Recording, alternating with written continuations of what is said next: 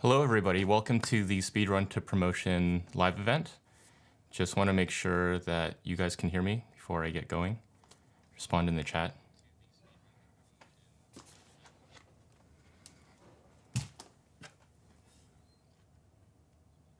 Awesome. Cool. Well, we're going to let folks come into the live stream. So while we're waiting, let's see here. Maybe you can respond in the chat with how many years of experience you have and where you're from. So I'll start. My name is Steve Huynh. I have about 18 years. I'm going on my 18th year in the tech industry, and I'm from Seattle, Washington. So let's see here. Craig's got 9 years of experience. Harish has 4. Got some Amazonians in the chat. I don't know if you're watching at work or not. Yikes. Wow, we got a lot of folks from all over the world here. Herndon, Virginia. Rohan's got 7 years from Seattle. Oh, we got a Singapore, Canada, and Norway. I wonder who the furthest away is. Let's see. Jamaica.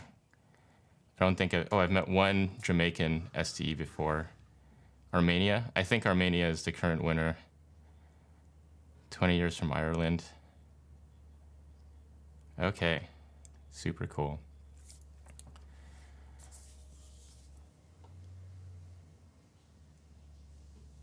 This live streaming thing is kind of fun. Maybe I should just do this more often instead of videos. What do you guys think? Anyways, okay. Let's get started. Thank you so much for joining the event today. It's going to be really fun.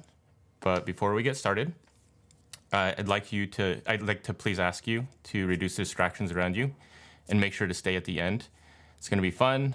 It's going to be interactive. You're going to learn a lot. I'm basically giving you all of the ideas. This is everything that I use when I work with people to get them promoted. So I'm just going to give that all out for free. So it's going to be super cool. There will be QA at the end. We'll also be recording this session as well. So that will be up. And at the very end, I will also give you a special offer as well for the new program that I'm launching called Speedrun to Promotion. And so this presentation is a sort of window into that paid program. All right, so let's get started. Why don't you, in the chat, let me know why you guys are here. So type in A if you just got promoted, B if you're just starting to try, C if you're stuck, maybe you've been rejected, maybe it's been stalled, D if you are happy where you're at, which is totally cool. Not everybody needs to get promoted, or E, it's cold outside. I'm up in Seattle right now. It is kind of freezing outside. Not literally freezing, but the rain is definitely here. So let's see here. A couple of people are okay with where they're at. A lot of people would see that they've been stuck. Let's see. A lot of people are starting to try, right? Okay, super cool. You guys got to the right spot. So this presentation is definitely for you. So a little bit about me before we start. Like, who is this guy? Why should I listen to him? I've got 18 years of experience. I work at a large tech company. It's called Amazon. I hold 12 software patents. I've conducted 850 technical interviews for Amazon. On top of that, I've trained thousands of people on how to conduct the tech interview. Not just how to ask coding questions, system design questions, and behavioral questions, but also how to evaluate responses to figure out whether we should hire them or not, and then also sort of like what level we should send those offers out to. So I've trained more than 1,000 people on that. I'm a bar raiser, so it's a special type of interviewer at Amazon that has veto power. And personally, I've mentored dozens of people to the next level. I've also helped them with lateral role changes as well. So QA to SDAT, SDAT to SDE, and then, all of the SDE levels.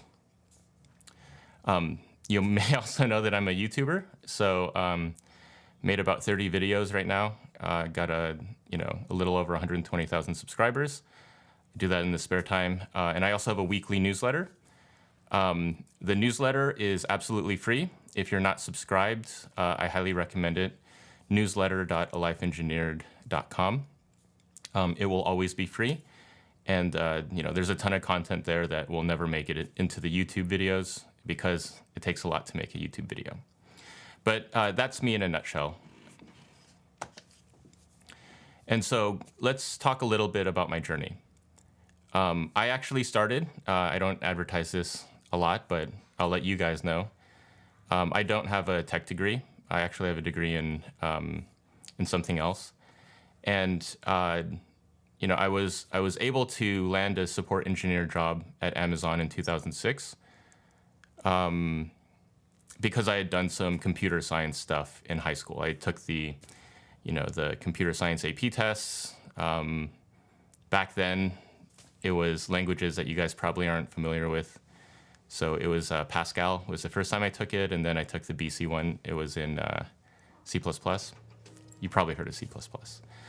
I spent a year and some as a support engineer, and I sort of scratched and clawed and became an SDE1. SDE1 at Amazon is an entry-level engineer, junior engineer. I spent about a year and some, close to 2 years, but not quite 2 years, as an SDE1 and got to mid-level engineer. And then in 2012, I was promoted to senior engineer, which is SDE3. So that was in 2012. And then 8 years later, I was promoted to principal SDE in Q1 of 2020, which, I guess some stuff happened in Q1 of 2020. I got promoted. So that's my journey. It's been a long journey. I literally started without a degree to support engineer, and then went through all of the software engineering levels to be where I'm at today. So that's my journey. But that's my journey. This presentation is about you, right? If you're looking to get promoted, if you're looking to grow your career, I can't do that for you, right? There's no test where I can just kind of sit in and and then do it for you and then get you promoted. I think, my job, the only thing that I can do is I can sort of arm you with some ideas on how to get there. So this presentation is really about your journey. So in this presentation, my goal is to share with you the exact system that I've used to help many tech workers get promoted faster. I'm giving you essentially everything I know, everything that I've learned, and hopefully it can help you with your life, and then you can get promoted much faster than I did. So let's talk a little bit about why you want to get promoted. So there's a lot of reasons. Type in A if you want more money. Type in B if you want more status. C if you want increased credibility. D if you want more opportunities. Or E, I'm happy where I'm at. You can put in a couple if you want, but I want the one that you are the most sort of jazzed about with getting promoted. Obviously, you'll make more money. You do get more credibility in a meeting. If I have the same idea as a mid-level engineer, people are like, oh, I like Steve's idea, right? It's just sort of the reality. All right, let's see here. We got an AD, so more money and opportunity. A CD, credibility and opportunities. Lots of A's, money's something, right? Okay, so that's the good part of getting promoted. Let's talk about a myth about promotion, right? My good work speaks for itself. So here's the thing. In a perfect world, you wouldn't have to, be proactive about the whole promotion process. In a perfect world, you'd do really good work, and then people would recognize that, and then they would promote you, and then you would make more money, and you would have the status and have the opportunities.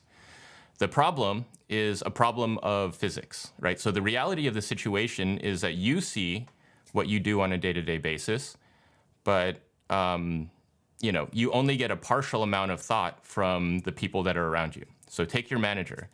Your manager may have 6, 8, 10 people reporting into them. So automatically their time that they can use to sort of see what you're doing is split into, 8 pieces, right? And they're not always thinking about you. You're not living rent-free in their head, right? They're only seeing you when, there's a deliverable or when something bad happens, right? And here's the truth as well. Your manager is probably trying to get promoted as well. And so, how much time does anybody really that you work with have time to actually look at your work to see if it's next level or not? Right? And so that's the problem with, the idea that your good work speaks for yourself. You have to be proactive about pushing for promotion. Every once in a while, there might be some people out there that, the promotion lands in their lap. Your manager sits you down and is like, hey, we're going to promote you. And you're like, cool. That's a really, really small percentage of the people that are out there, right? For the most part, if you want it, I think you need to push for it.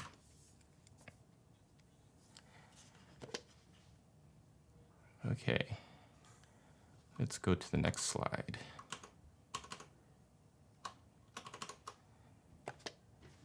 So here's the good news.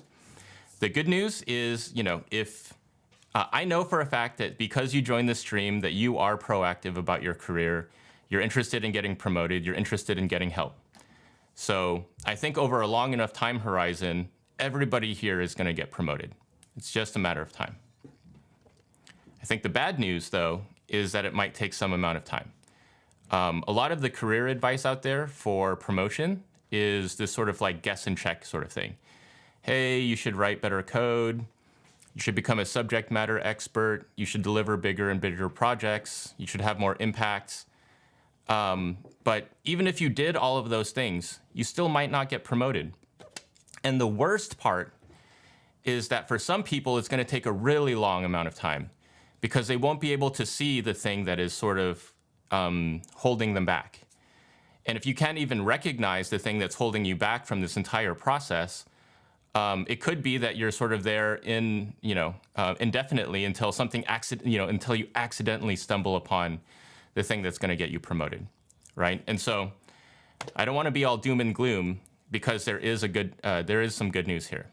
That good news is that promotions are a process, and all processes can be optimized for, right? So even if you work at a really small company, suppose you just work at a startup and you report directly to the CTO, or maybe you are the CTO, you can, the process is basically like, hey, CTO, I'd like the title of staff engineer. And then he's like, okay, so that would be the process. In larger companies, there's a little bit more bureaucracy, there's a little bit more formality, but there are discrete steps, right? And then there are people inside of those steps, and they may apply judgment, but the idea is that you can sort of go from A to B to C to D, and you can sort of like for each one of those steps try to optimize those steps in order to get promoted faster. So that's the good news. Now, how did I come up with all of this stuff? Well, in 2016, I was a senior dev for about 4 years, and I thought that I was ready to become a principal engineer. And I thought I was really technically good. I had overseen a lot of really large projects. I was working across teams. I was working with other principal engineers and senior principal engineers. And it took me 4 years on top of when I actually was ready to get promoted. And it took me 5 tries. The process changed, but basically I got 5 rejections before I finally got through in Q1 of 2020. So that took 4 extra years, in my opinion, because by the time I was actually promoted, I didn't think I was necessarily technically better than I was in 2016. And it was super frustrating. And, I sort of reflected on that time, And from that failure, from that rejection, I learned so much. I came up with this method. And so that's the method that I'll be sharing with you guys today. So just to close out this initial section, I just really want to make sure that you guys understand that you own your own career growth, right? As much as I can encourage you, as much as your teammates can encourage you and your manager, if you take nothing else away from this presentation, I just want you to sort of understand that you are the one that needs to sort of progress your career, if that's important to you. Okay, so let's get into it. I've called my method the tech promotion algorithm. It's basically encapsulates all of the stuff that I learned over the course of those 4 years, and also since then, as well as some of the learnings that I've got by working with people one-on-one. And just like any good algorithm, it's got a set of preconditions, okay? The first precondition, you are employed. I can't promote you. You can't promote yourself if you're not employed. If you don't have a job, you need to get a job, and then we can start talking about promotion. Now, there is a sort of approach where you get promoted by switching jobs. This presentation isn't about that, but that's definitely a way you can go about it. You need to make sure that you're not on a PIP.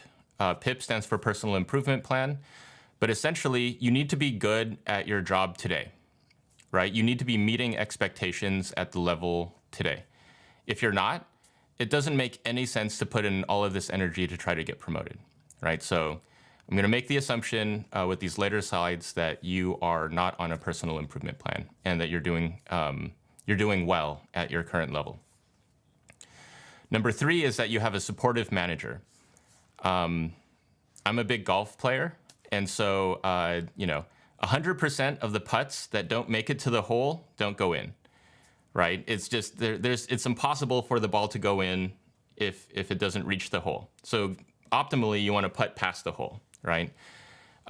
It's the same thing for managers. If your manager is not in favor of you getting promoted, then it's like leaving a putt short. There's just no way that that's going to happen, right? And so the reality is that some of you don't have the best relationships with your managers. And so if you really want to get promoted, you're going to either have to repair that relationship with your manager or switch teams and companies to find a situation where you have a manager that you vibe with, right? And so, I can give you all the tips in the world. I can give you this like really complicated algorithm, but if your manager is not supportive, you really need to repair that relationship. Okay, and the last precondition is that there is room for you, right? So there are companies out there where promotions are frozen just because of the way the economy is. There are places out there where there's a quota system, right? So we only have enough space for 3 senior engineers. We have 3 senior engineers today. Sorry, Steve, like you're really high flying, but there's no room for you, right? You just can't get promoted in that situation. It's also the case as well that you might be trying to get promoted to a level that the company's never done before. So if your company has never had a distinguished engineer and you want to be a distinguished engineer, like that's a really, that's kind of a really large headwind. It's going to be very difficult for you to actually get promoted in those situations. Not that it's impossible, but this algorithm is really reserved for situations where there's actually space for you. Now, the economy is not great right now. I recognize that, but in terms of the demand for senior and above software engineers, I actually don't see as much of a softening as compared to entry level, right? So it is really smart for you, with the way that the job market is today, to sort of stay in place and to grow your career. So just a brief aside there. But, the algorithm doesn't work if there's no space for you. But for the most part, at least at my company, we can use as many L6 engineers as we can find. We can use as many L7 engineers as we can find. There is a shortage of those still. Okay, So let's get into the actual algorithm. So while you're not promoted, you do these 3 steps. First step is that you do a 360-degree assessment on yourself. It's a 360-degree assessment because you're going to get multiple data sources from people all around you, including yourself, and you're going to fill out a matrix. The rows of that matrix are going to be the next level criteria. The columns are going to be the people that you get feedback from, again, including yourself. And you're going to color that matrix red, yellow, and green, or gray. After you've done that assessment, you are going to take that output and put that as input into the next step, which is to generate an actionable plan. Generating a plan is actually a ton of work and requires a lot of thoughtfulness, requires some research, and then I'll give you also some tips and tricks and techniques to actually come up with an actionable plan. But the important part is that it's actionable, that you're able to chip away at it over some amount of time, right? And it has to be effective as well. After you're done with the plan, the idea is that you're addressing some of the growth areas that you need from the prior step. And so you're slowly moving things from, red to yellow to green. And then the final step is that you take that actionable plan and you go and you deliver. I think when it comes to promotion, as you get higher and higher up the ladder, the way you deliver, how you deliver, is just as important as what you deliver, right? And so we'll get into that as well. But this is essentially the algorithm in a nutshell. If after you've executed, you get promoted, congratulations, the algorithm terminates. If not, you'll do it again. And the idea is that the next time, if you get rejected, the next time that you do that 360-degree assessment, some of those blocks have turned over from yellow to green, right, or from red to yellow. And so every turn of the crank here, right, you're getting closer and closer. You're narrowing in on exactly what you need to do to get promoted. So hopefully it won't be that many cycles. All right, so the first step, the most critical step, is to figure out where you stand. It's really, really important that you try to come up with an unbiased assessment of where you stand. A lot of people will just get out a checklist of what that next level criteria is, and they'll just look at it from their perspectives, like, yeah, I'm doing that, I'm doing that, I'm doing that. Maybe I need to do this thing. And then they sort of put themselves up for promotion. I think that's just one dimension of an assessment. I think you actually need a multidimensional assessment from many data sources to actually figure out where you are. One important thing for this next level criteria is that it is actually next level. There is a really big anti-pattern, and I've seen it so many times, where people will evaluate themselves based off of in-level criteria. So suppose you are suppose you are a medium level SDE. And so a medium level SDE has high code quality. They're able to deliver quickly. They're able to contribute to the software development lifecycle. They're able to operate independently. Those things are great for mid-level software engineers. Senior level software engineers are evaluated against a different set of criteria. And so what you need to do before you get this assessment is you need to go and fetch what that next level criteria is and evaluate yourself against that. Because you could be doing really well in level, right? You could be killing it. You could be exceeding expectations. Everybody loves you, but that's not going to get you promoted, because the thing that gets you promoted is a different set of things, and you need to make sure that you're really focused on those different set of things. Really quickly before we move on from next level criteria, if your company has a published formal process and a published set of what the next level looks like, that's really easy. You can just sort of copy and paste that criteria into a spreadsheet. If that's not the case, maybe it's a little bit more ad hoc where you work.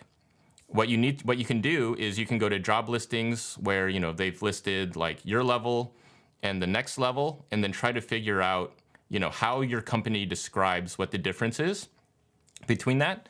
If other people have also been promoted that you can be like, hey, how are people evaluated at the next level? So you can figure out which dimensions that you can that you can add to your spreadsheet. And then finally, you can also go online as well. A lot of companies have sort of published what the difference is between the different levels that are there. So that's how to sort of go about it if your company doesn't publish formal role and leveling guidelines. Okay, so let us figure out how to do this assessment. Okay, here are the places where you're going to get some feedback about where you stand. The best is through a prior iteration of the algorithm, right? So if you got previous promotion feedback and they had rejected you, that sucks.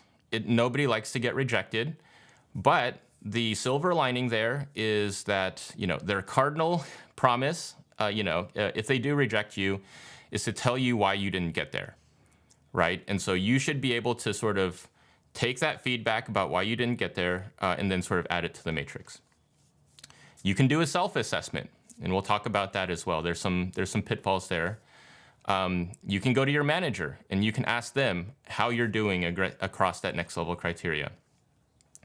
3 other sources, you have peers, so people that are at level or below your level. I like to call that at and below. Even though you're trying to get maybe to a level higher than them, they may have some input about how you're operating against the next level. And then there are also coworkers, what I'll call up and above, which is, people that are higher level than you, and then people that are higher level than you that are outside of your team, right? So that's the sort of out part. A bonus is if you can actually get people that will be in the room to help you with that assessment. Now, what do I mean by people in the room? Most promotion processes are, they'll boil down, they reduce down to, there's going to be a document that's been written about you, and people are going to read it. And, it'll be a room, whether it's physical or virtual. And they're going to figure out whether they're inclined to promote or not. And so if you can sort of reverse engineer and figure out who will be in that room, if you can go and ask them for an assessment, for feedback about how you're doing against the next level, that is that's one of the best types of assessment feedback that you can get. So let's talk about the self-assessment. Like I had said before, self-assessments are really difficult. There's a reason doctors don't diagnose themselves, because it could be that the thing that they're using to make that diagnosis is sort of afflicted by the thing that they're trying to diagnose, right? You have inherent bias on yourself. And so, when you're filling that out, make sure that it's not that, hey, I have accomplished all of these things within the criteria. It's, I have multiple data points of evidence that I can point anybody to that demonstrates that I meet that next level criteria.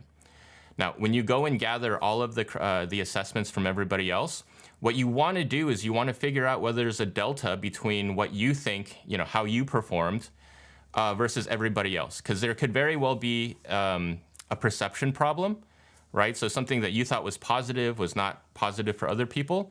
And there could also be a sort of visibility problem that I had talked about earlier, where you've done a bunch of stuff, but other people don't see it, right? So it's really important that when you do the self-assessment that you really scrutinize the differences there.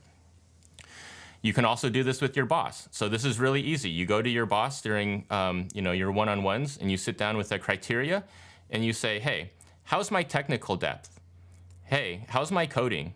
Hey, how's my operational ability? Or whatever all that criteria is.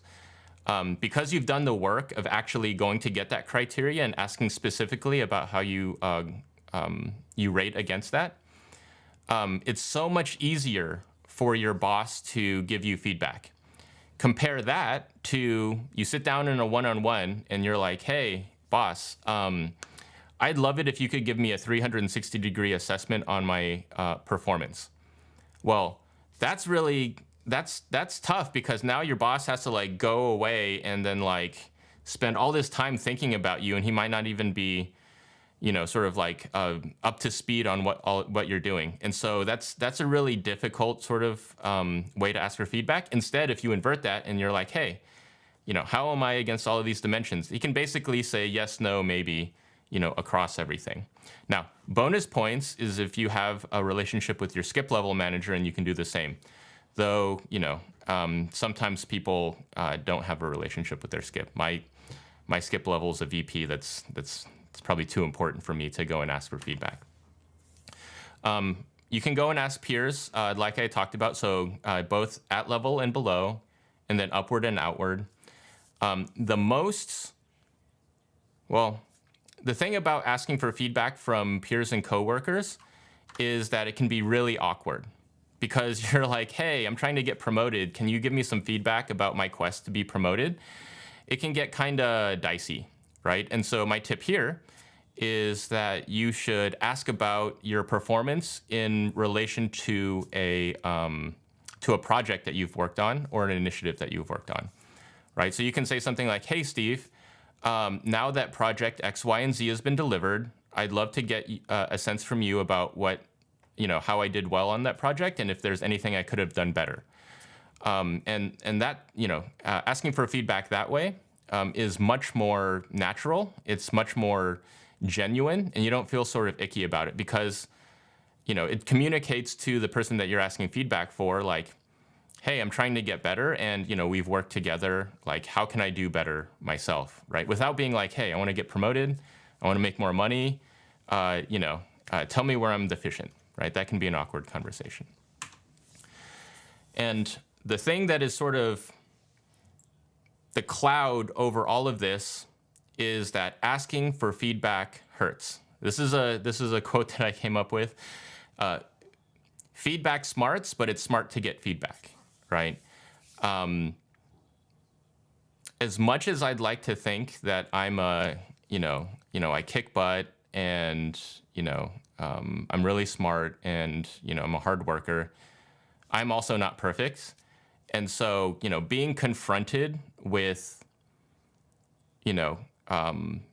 things that you need to work on, it can actually be really difficult, right? It's very easy to get defensive.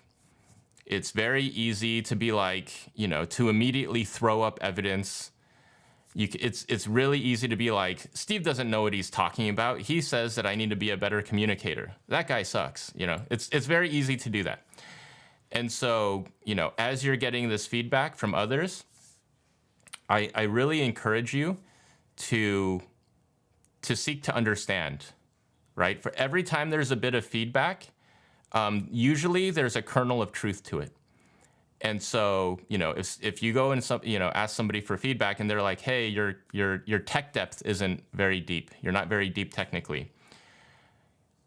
If somebody said that to me, I think I would immediately get offended, right? But what you should do in that situation is you need to be like, okay, why do you say that? Is there something that I've done to make you think that my tech depth is not to where it needs to be?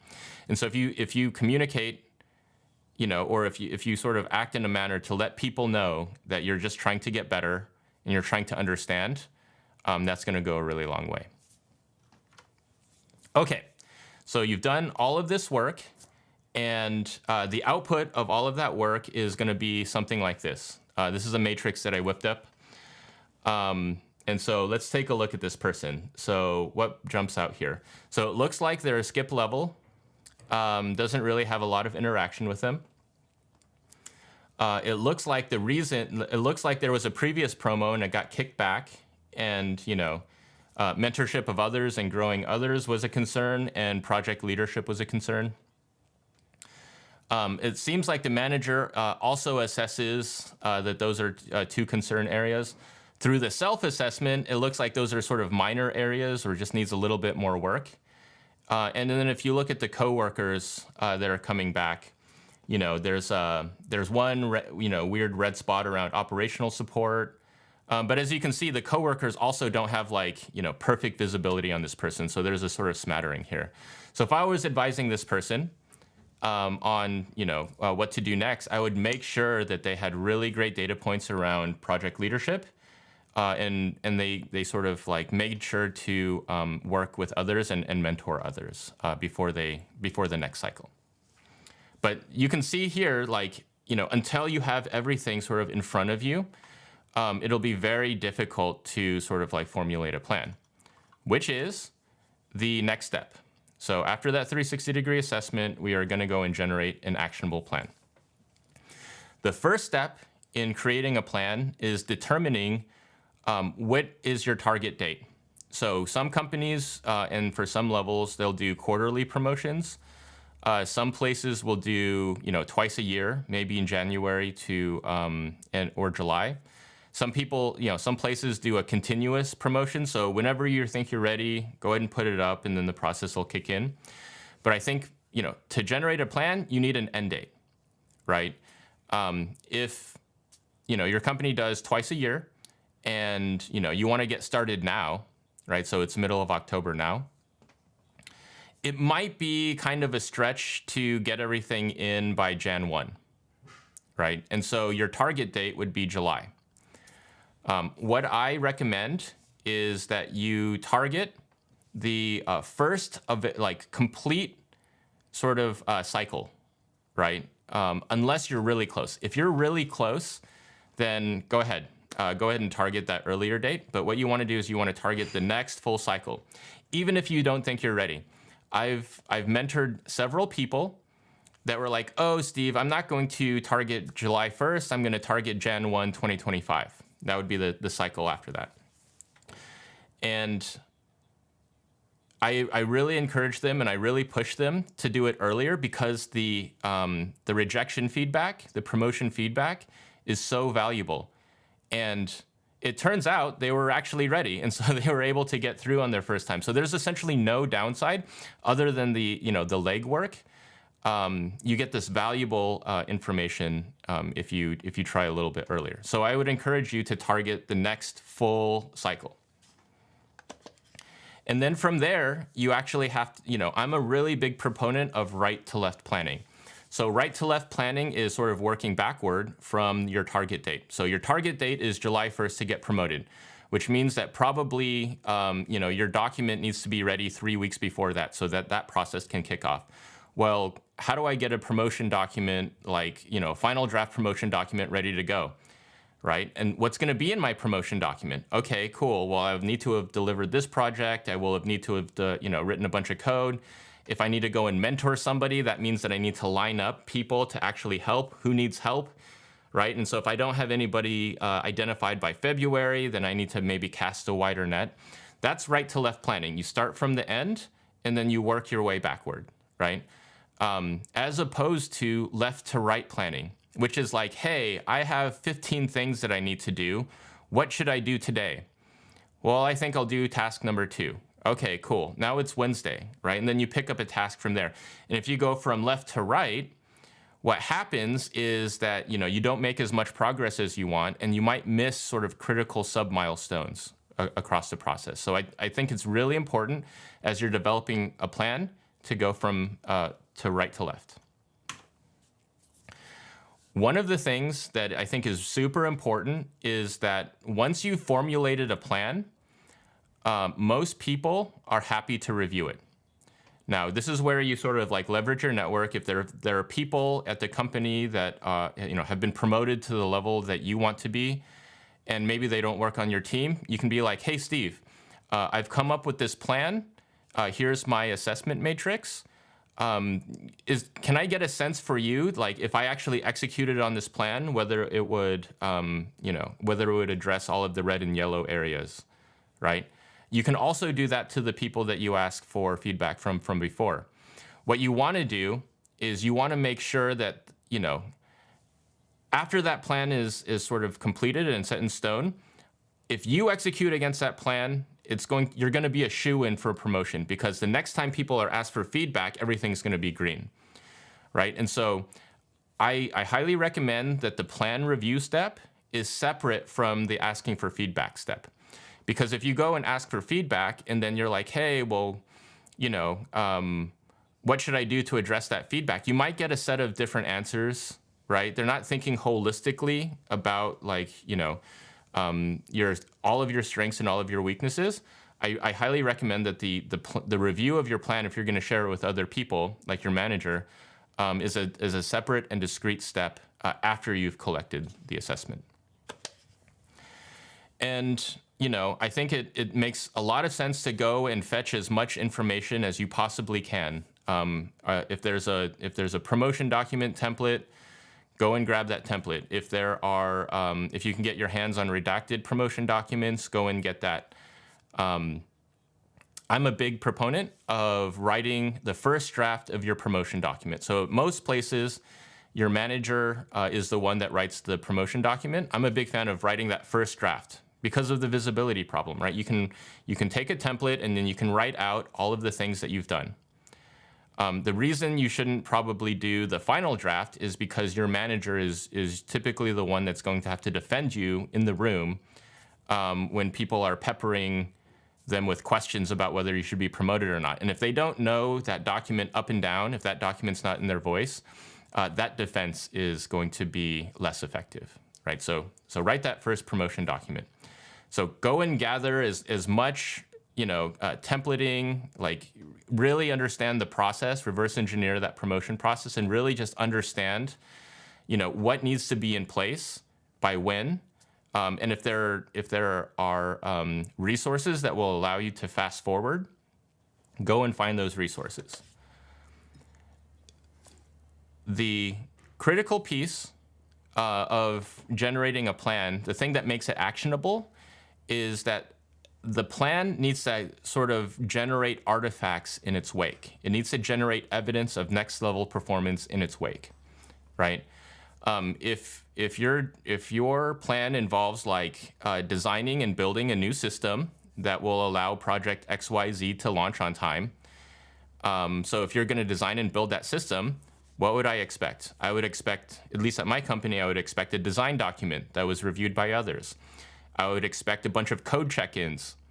I would expect a metrics dashboard for the efficacy of that service that you've just deployed. I'd like to see an operational report of how effective and available that service was. I'd like to see some, business metrics associated with the performance of the project. And so, what you want to do is you want to create tangible, durable things from your plan, right? You don't want your plan to be like, write better code, right? If it's write better code, like, that's not going to be a good plan. How do you know that you wrote good code, right?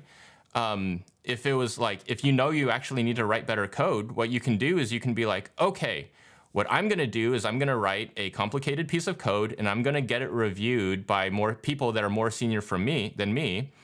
And, hopefully there's like a conversation around that PR or that check-in. And then I can sort of demonstrate through that check-in that the code that was checked in is actually really good, right? So that's the difference between sort of like generating a piece of evidence versus, having a sort of like ambiguous plan. But the key takeaway here is that the plan should be thinking about, like, if I execute on this thing, what durable thing, what artifact, what pieces of evidence are going to be generated from that plan? It's also an insurance policy on if you get reorged, or if your manager leaves, or if your mentor leaves, right? Because if you have a durable artifact, that's transportable. That's portable to the new situation.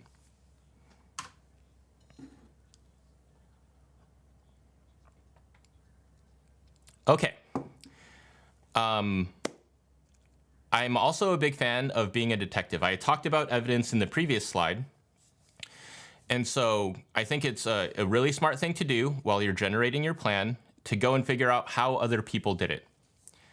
If there was somebody that was nearby that was promoted to the level that you want to be in, what you should do is you should invert that and you should be like, okay, what's this person's evidence? What did they do that was rewarded by the organization? At what level did they operate at, right? Is the project that they delivered similar, larger or smaller in size than the one that I'm targeting for this upcoming promotion cycle, right? And so there is so much evidence around you. what you can do is you can sort of like go and try to figure out and reverse engineer what's rewarded and then what's maybe not as important for your organization. If you can get your hands on it, like I had said before, can you get the promotion document for the people that had been promoted prior, right? If you can put your sort of gumshoe hat on, I think that it will really aid in the creation of your plan. Okay, so let's talk about execution briefly. Execution is that third step. What I have found is that when people are trying to get promoted, there's this overemphasis on what you deliver, which is good. I just talked about like evidence and durability and stuff like that. But what they discount is how you deliver, right? I think that, there are situations where a mid-level software engineer and a senior engineer are assigned the same work. But you can figure out, that somebody had sort of delivered at the SDE 3 level versus at the SDE 2 level, right? What are those differences? And then do that, right?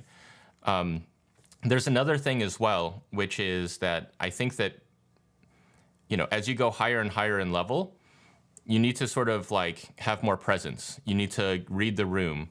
You need to sort of operate in a way that people sort of trust you, right? And so I think you need to make sure that when you're executing, that you're also sort of aware of how you execute, not just what you execute on.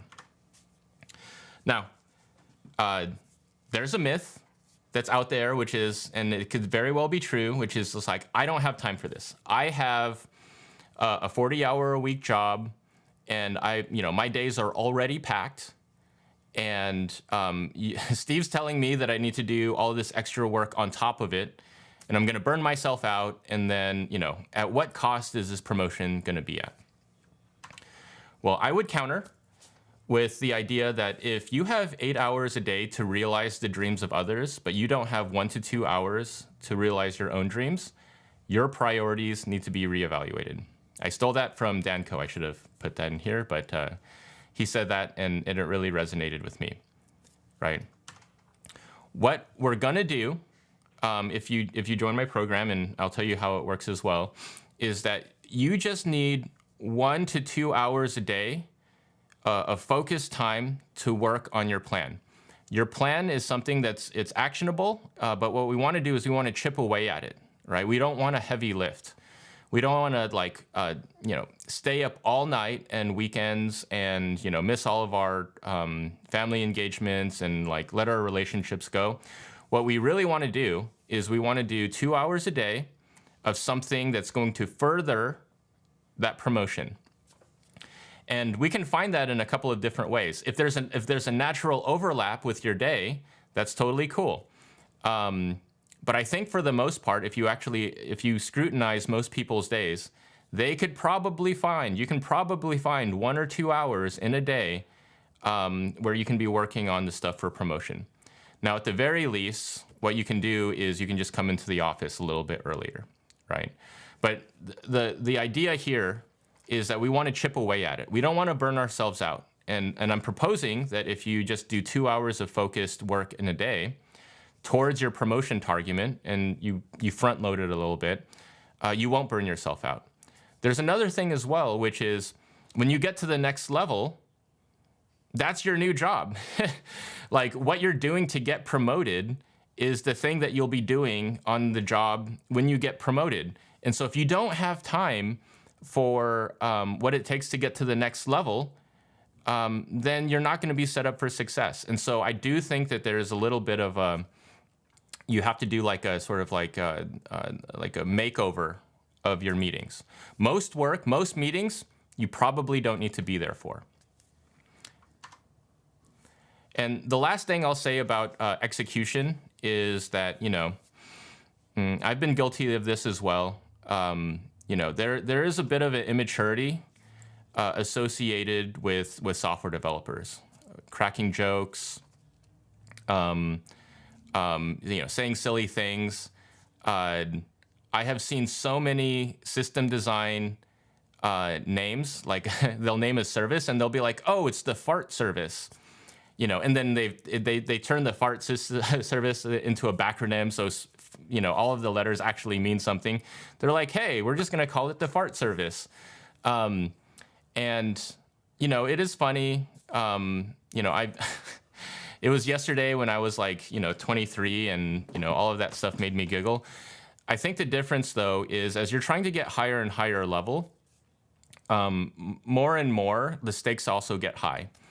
And, I think as you progress up the ladder, you want to become more professional. You want to be more mature. You want to have more presence.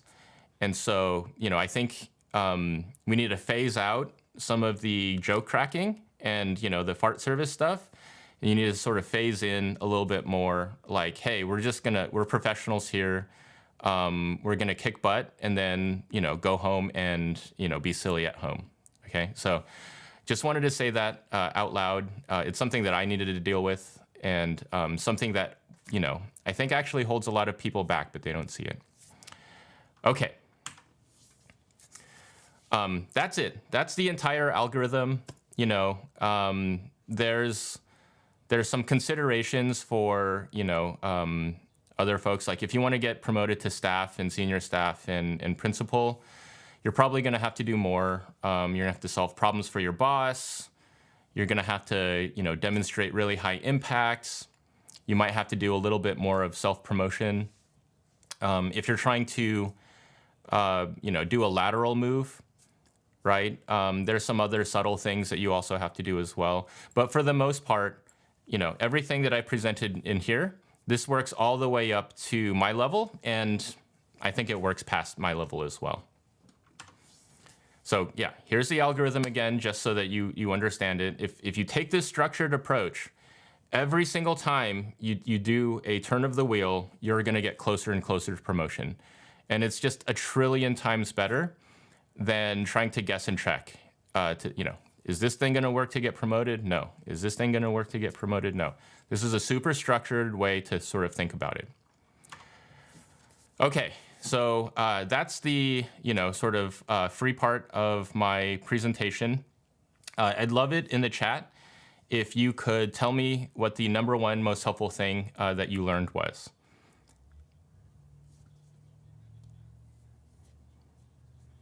So let's see. There's a service called Bigma, BART service. I work with a ton of folks, and this is essentially the approach that we take. And so, I know at least for myself that if somebody had just sort of presented this to me in 2016, I think I would have just gotten promoted 2 years earlier. I think I would have been promoted in 2018 instead of 2016. The 360-degree assessment, that's what Federico said. Arthur likes the algorithm. Andrew says that setting a time aside daily is good. There is so much opportunity to like squeeze more productivity out.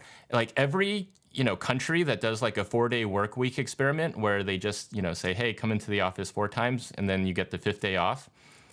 Nobody ever sees any loss of productivity, right? So you can literally remove an entire day from your week and be just as productive, right? So you do have time. Alexander, backwards planning. Yeah, Ashwin, right to left planning. All of this stuff is super useful. Okay, so I'm super glad that I was able to give to you guys, my mental model for how to get promoted. So we're going to talk now about Speedrun to Promotion, which is the program that I'm launching. Okay, so Speedrun to Promotion is an online course and community where you are going to work closely with me, and I'm going to do everything that I can to get you promoted and rise through the ranks and in as little time as possible. So there's a set of you that, I just gave that presentation, and you're going to be able to take all of that, and then you're going to be able to apply it to your life, and you're going to zoom past me. You'll be a distinguished engineer in big tech, in no time. But there's a portion of you guys where I will give that that algorithm to you, and you're gonna run into some stumbling blocks, right? Or you're still gonna get stuck, or you maybe didn't understand some of these things, or you're in a situation that's not ideal, right?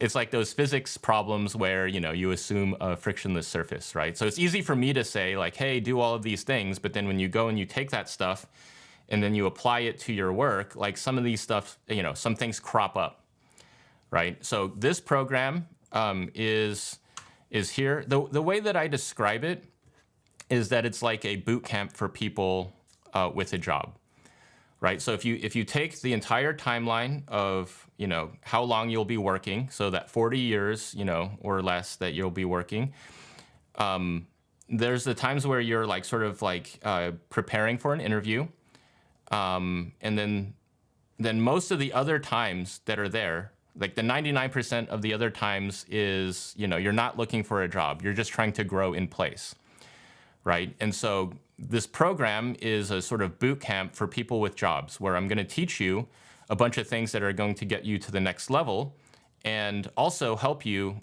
perform better when you're at that new level. But it's a really intensive thing. It's going to involve my time, and there's going to be like homework. You're going to have to put that work in, right? So it's the difference between watching a bunch of workout videos, right, or actually going to a boot camp at a gym or something like that and actually applying all of those ideas to your life. Now, it is a premium product. It's expensive. And the reason it is because, I'm actually trading my time for money. And so, if you've watched my channel, if you've read my newsletter, focused attention is the most precious currency in the universe. And so what I'm doing is I'm extending some of my focus over to you to help you where you need to grow. But it's not cheap. It's not a, hey, here's 10 videos that if you watch these videos, you'll get promoted. It's not like that. It's like you'll you'll probably get sick of me by the end of this, right? So it is a premium program. It includes 5 weeks of live instruction. So if you liked today's presentation, it's essentially a ton more like this, where we go in depth into the actual particulars of the algorithm and plan generation. It also includes a bunch of office hours where you can ask as many questions as you'd like, and I'm going to answer them as best I can. The most exciting thing about it for me, though, is the community, right? So promotion is, and ambition, I think in general, is a really lonely place. You can't really, like,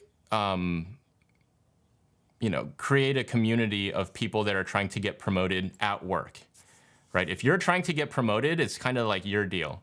And so what I really wanted to do when I was developing this program is to create a community of like-minded, ambitious people that are sort of cheerleaders for each other, that can act as resources with each other, and have somebody to talk with.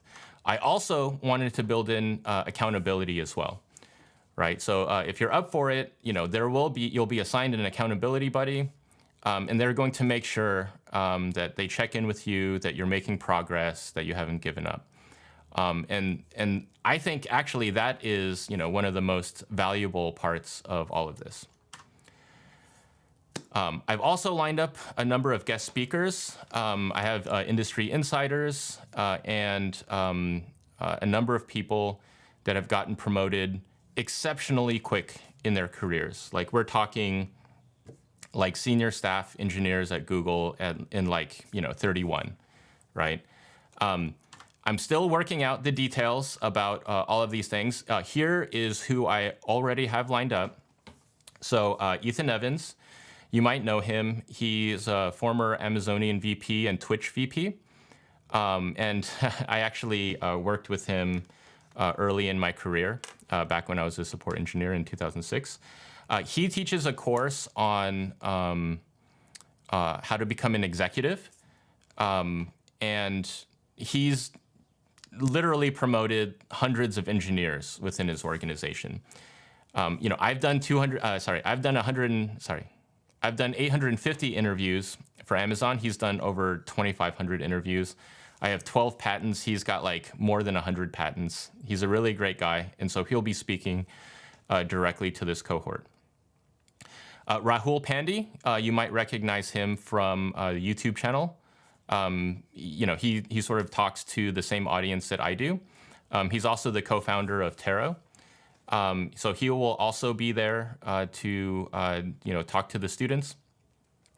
He's at Meta, he got all the way up to staff engineer really quickly, and he became an engineering manager. So he's going to have a ton of insights there. Last one is System Design Fight Club. It's a faceless YouTube channel, sort of like NeetCode. But basically, he was a mid-level, junior level engineer at big tech, and he decided that he wanted to learn system design. And so what he did was he just created this YouTube channel and Discord server, and he just started working through all of this system design stuff. So now he's a senior engineer. And so it's a perfect example of what I was talking about, where he basically created evidence that he was operating at that next level. So he basically made all of these YouTube videos about system design questions that he didn't know the answers to, but by the end of it, he did. So he's going to talk about his journey as well. Can you get NeetCode as a guest speaker? I'm actually talking to NeetCode later today. I haven't met him before, so yeah, maybe we'll see what he says. Okay, so there's a standard package and there's a premium package. The standard package has everything that I just talked about. The premium package is the thing that I'm the most excited about. There will be a mastermind group associated with it. So we'll break up into groups of 8. We're going to cluster these people into, we're trying to make sure that everybody is sort of like at the same level. And, I'll be joining those meetings as well. And, it'll be a really, really intimate group where we're really going to like sort of scrutinize everybody's plan, right? And we're going to sort of talk about, the specific things to get them to the highest levels. The premium package is really meant for people that are trying to get to staff, senior staff, or principal, or people that know that they want to target those levels eventually. And after all of this, I have a 30-day money-back guarantee. If you sign up and you're really excited about it and it's just not right for you, I will just give you your money back after 30 days. So, I'm not trying to, it's not a cash grab. If you sign up and you're just like, this isn't what I expected, I don't think I'm going to get promoted, like, I'll just give you your money back. All right, so just go over really quickly what's included with each one of these packages. With the standard package, you get 1 year of access to the community, $99 after that year. You get access to live recordings, course updates, office hours, and the interviews with experts. The premium package is limited to 32 spots. I am not taking more people than I can help. So it'll be 4 masterminds from that: lifetime access to the community, lifetime access to recordings and course updates, lifetime access to office hours, membership into the mastermind, and as a cherry on top, I will be providing one-on-one calls with myself. And so my team was really like, that's absolutely insane, Steve. You cannot do one-on-one calls with that many people. I'm going to do that. So, I value a one-on-one call with me at around $1,000. It probably should be more than that. But everybody that signs up for the premium package will also get a one-on-one call with me as well. Okay, so let's talk about the price. The standard package is 3 monthly payments of $13.99 or 1 payment of $39.99. And the premium package is 3 monthly payments of $27.99 or 1 payment of $79.99. And again, that one includes the one-on-one calls with me. And so I recognize that that is a lot of money. And so I want you to think about this in terms of an investment in yourself. So in the chat, I want you to tell me how much your undergraduate or graduate tuition costs, or if you like learn through a boot camp, how much that boot camp costs. And then also think about how much on a day-to-day basis you use the information that you learned within college or the boot camp. I'm going to teach you exactly something that is going to make you more money. So here is a graph of salaries in the US at big tech. So I have Amazon, Meta, and Google. Junior engineers make a hair under $200,000 a year. That first promotion gets you $75,000 more per year to $100,000 more per year. Meteor developers, will make at least $100,000 more per year with a promotion, and a promotion from senior developer to staff engineer or plus to principal will make you, on average, $150,000 to $200,000 more per year. If I had been promoted 2 years earlier, then I would have made an extra $400,000. And so I wish this program had been around when I was struggling through all of that. So it is a lot of money, but I'm hoping that the value that I can give to you will more than make up for what you would get on the other side. So maybe you're okay with the price. Maybe you understand the promotion algorithm and it's really good, but there might be a question about am I actually going to see results with this approach? So I have a couple of testimonials that I'd like to walk through. So this is Vin. Vin is a principal engineer at Amazon. He was promoted, I think, last year. And Vin said, Steve helped me get to principal engineer in the shortest possible amount of time by teaching me how to make the most of my first big project, which I use for my promotion packet. He also coached me on my presence and communication during meetings with upper management and non-technical audiences.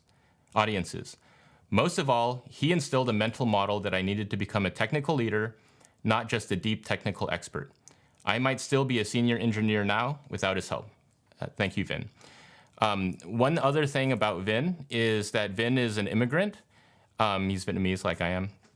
And, so we actually had to work quite a bit on his communication, his presence, how to act when a VP asks a very pointed question. And I'm super happy that he was able to get through the process. He's also one of those rare people that I've worked with that was able to get to the principal engineer level on his first try. If you took a sampling of all of the principals and senior principals at Amazon, the vast majority of them did not get through on their first attempt. So we were able to do that with Vin. We were also able to do that with Paul. Paul's on my team, and here's what Paul had to say about me. So Steve was instrumental in me getting promoted to principal engineer on my first attempt, which is rare. His insights were invaluable to navigating the promotion process and succeeding in role. He helped me take stock of where I was, which was both illuminating and provided structure for the rest of the process. He changed my mental model about what it took to get promoted, and with his help, it was just a matter of addressing the gaps. Working with him definitely helped me get promoted faster, and I'm sure it will help you too. Thanks, Paul. So Paul was also able to get in on his first try. This was after me encouraging him that he should definitely do it on, during the first period that it was possible for him. And, we were able to get him, he was able to get himself, to the next level on the first try. And then this is Rohit. Rohit was just promoted 3 weeks ago. Here's what Rohit had to say. Steve's mentorship extended beyond generic advice. He equipped me with key tools and tailored strategies to pinpoint and address my specific areas of growth. He expertly guided me on how to choose the right things to work on and the level and scope of the problems to solve, and how to show and document progress for those growth areas. He had a structured approach, his advice was logical, and the next steps were always clear. Under his guidance, I not only achieved the promotion I aspired to, but also gained invaluable insights into my career path. Thank you, Rohit. I've been working with Rohit for a number of years, and super happy that he was able to finally get there. And, all of those examples are principal engineers at Amazon. There's just not enough time and space for all of the senior engineers, the medium level engineers, the lateral role changes. I'd like to just sort of keep you here for a little bit longer. This is Coding with Mitch. Anybody seen Coding with Mitch's channel? He's got 144,000 subscribers, so I'm closing in on him. He's got a wonderful channel about Android development. We had been talking about YouTube stuff, but we also had a little bit of time to talk about his promotion because he works at Square. So this is what Mitch said about me. Steve's structured approach helped me get promoted months, maybe even a year ahead of time. He opened my eyes to exactly what it takes to get promoted. Many engineers have the technical ability, but it takes years longer to get promoted than they should. Steve showed me that if you put in the effort to create an effective plan, you can avoid being stuck at a lower level than you're supposed to be. Thank you, Mitch. I talked with him, and the big thing about his work was, he really needed to come up with a next level design and then sort of get it reviewed by other people. And so I just told him, like, man, you're writing this document, get that document reviewed by anybody that will sort of that you can corner, right? And so he knew a bunch of senior and higher folks that were out there, and they were able to give him feedback, right? So I've been able to help a ton of other people, and hopefully I can also help you. So the website is open. You can reach it at speedruntopromotion.com. The cart's going to be open for only a couple of days, and like I said before, the capacity is sort of capped on the premium side. This is the first cohort. I'm also trying to figure out how to run a course, how to sell a course, and I am 100% confident in the content. The packaging may be a little rough, and so I've discounted the price for this upcoming cohort. Prices will increase in the future. I'm planning on that. So before I get to questions, I just want to leave you with one last thing. So, this program may not be for you. It may be too much money. You may not be looking for a promotion. You may not need help looking for a promotion. And you totally have it, and that's fine. I'll still be making YouTube content. I've given you this tech promotion algorithm. Hopefully it'll help you out. But, if you do have the money, if you have the desire, if you've maybe been stuck at level for a little while, maybe the next level will give you a really large bump in your salary. Why not? Why not work with me, and I'll do everything that I can to get you to that spot that you're going for. And so, either way, I really hope the best on your journey. But if you do have the means and the will, I would love to work with you. Okay, so that's it. Register at speedruntopromotion.com, and we'll take some questions now. So let's see here. Cool. So we got some questions. How specific is this advice to Amazon versus other companies? That's a really good question. I think that for the most part, the processes are the same for large companies. So essentially, they all operate in an anti-Peter principle manner. So the Peter principle is this idea that you'll get promoted if you're doing a good job, if you're meeting expectations at a level, and you'll get promoted again until you actually become incompetent at your job. And in which case, like, we've discovered which level you should be at, it should be the level below that.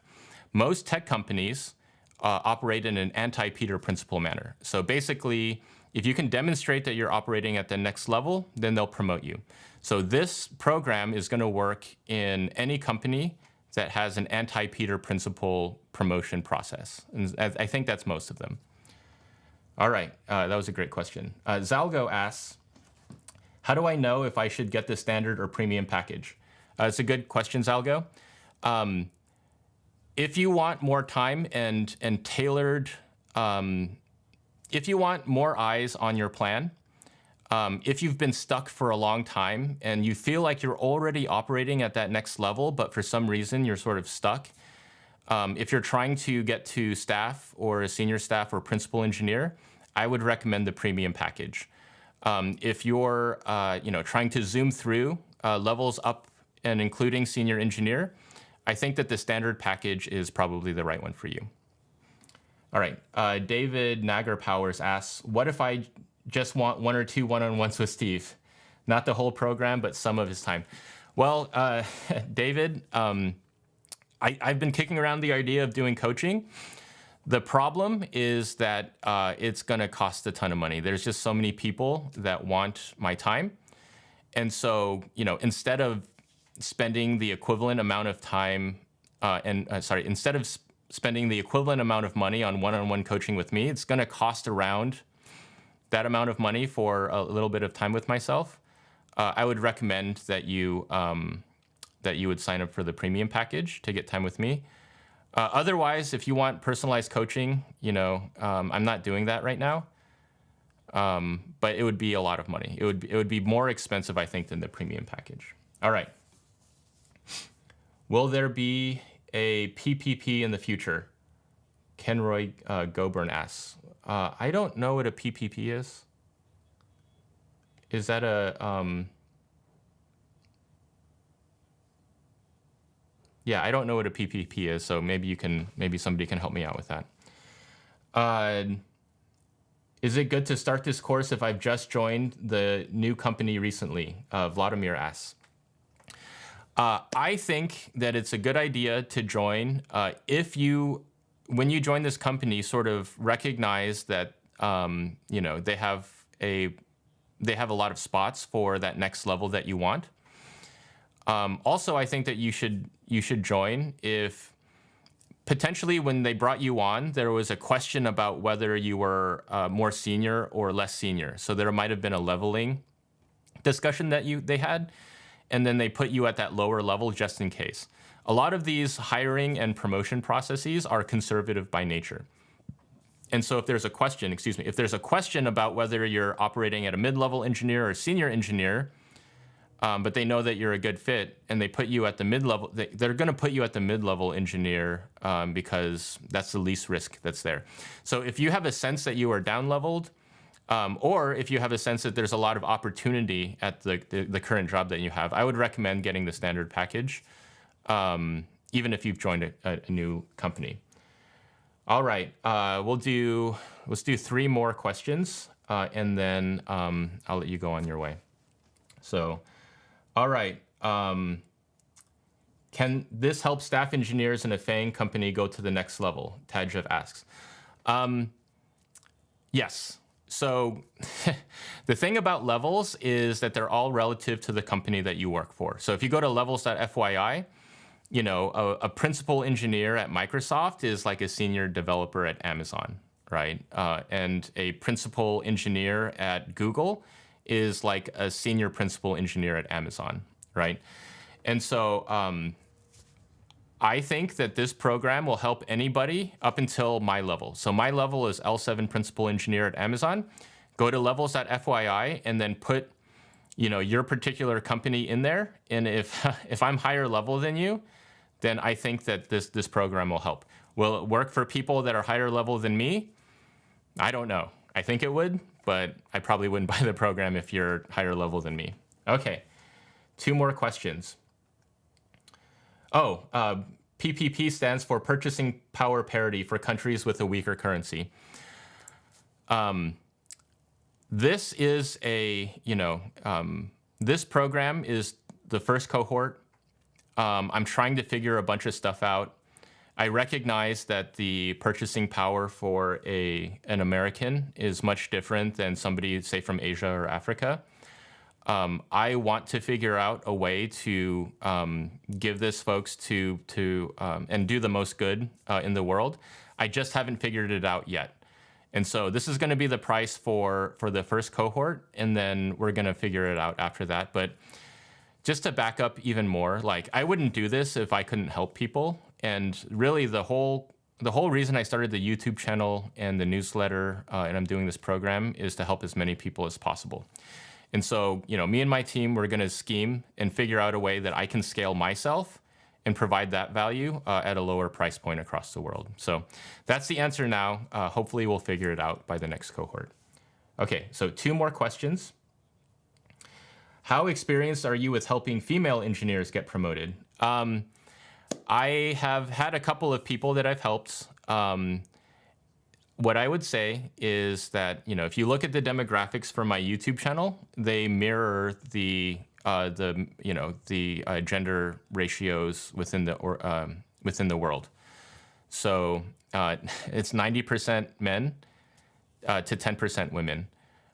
So basically, if you've taken the dozens of people that I've mentored, like 10% of them have been women. I'd like it to be more. So I do have experience with working with women. But to be honest, the vast majority of people that I've helped out have been men. So it's not like the number is 0. I think the advice is durable, but I am definitely not an expert into all of the considerations for women engineers. Now, if there are, a number of women that are having problems getting promoted that end up joining this first cohort, I will go and seek some experts to help those out. This is what I was talking about in terms of going all out. I do have a network of a ton of folks that I work with that are women, and I will pay them. I will drag them over to the cohort to make sure that all the women that sign up get the help they need. All right. Okay. We'll do 2 more questions and then I'll let you go. Okay.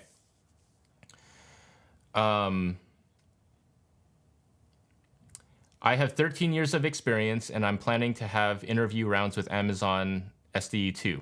Does this make sense, or should I wait until I get contacted for an L6 role? Okay, so here's a piece of specific advice. What I would say is, if you have 13 years of industry experience, typically I think that would be more aligned with the senior role.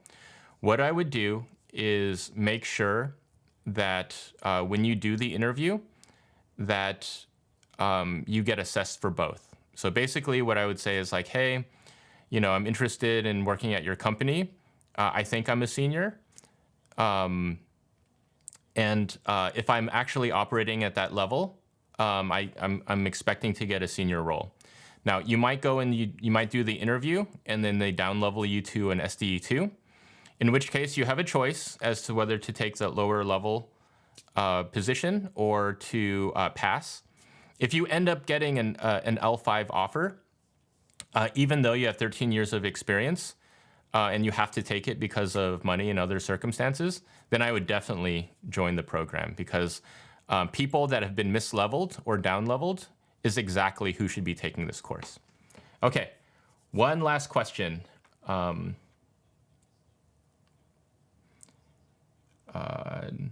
Is there a way I can pay for lifetime access without needing one-on-one with you to avoid the limited spots? Zalgo, yeah, we can figure something out if you want to have lifetime access, but you don't want to take away the premium spots. Okay, cool. That's it. Thank you so much for joining this live stream. I put a lot of work into it, and I hope that you guys got a ton of value from it. And if the program is a fit for you, I hope to work with you in the very near future. But thank you so much for your time, and I hope you have a wonderful day.